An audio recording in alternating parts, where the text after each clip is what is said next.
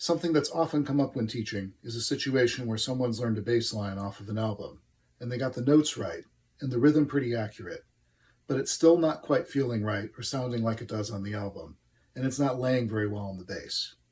What's usually going on is the notes aren't being approached in the right way, or it's not being played in the right register. I just ran into a really great example of this with a student. The line was based on a major triad that we'll play in B flat here.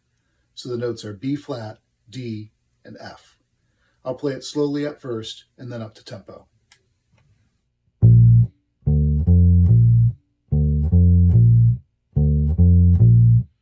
And now up to tempo.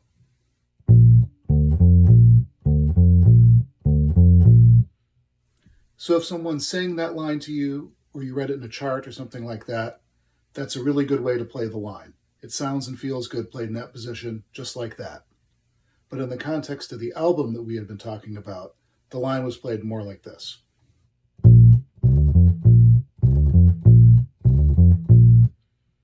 So even though that's the same notes and the same rhythm, this has a whole different attitude to it.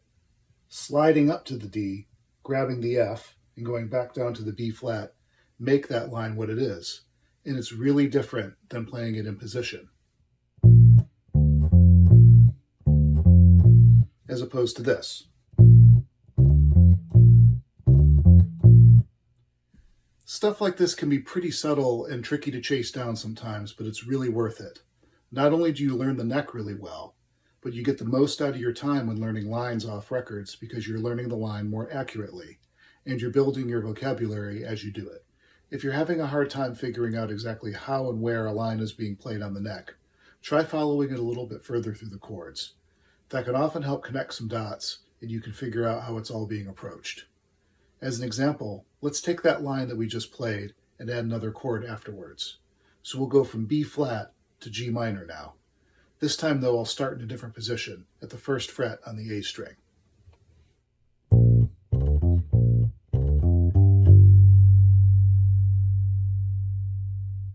Now let's play the same line where we were before, at the 6th fret on the E string.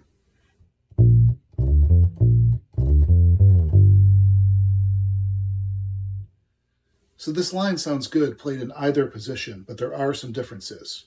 For one thing, if we're up here, we get a fatter tone because we're playing the whole line on the bottom 2 strings, rather than here where we're playing it mostly on the middle 2.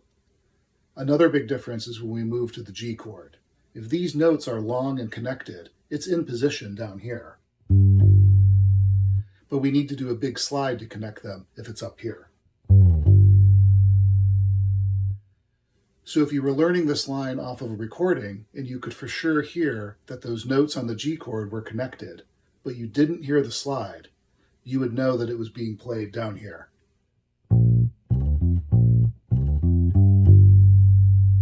Because if it was up here, you'd hear that slide.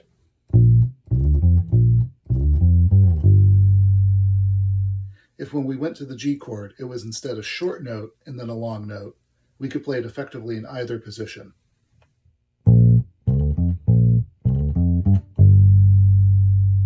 Or up here.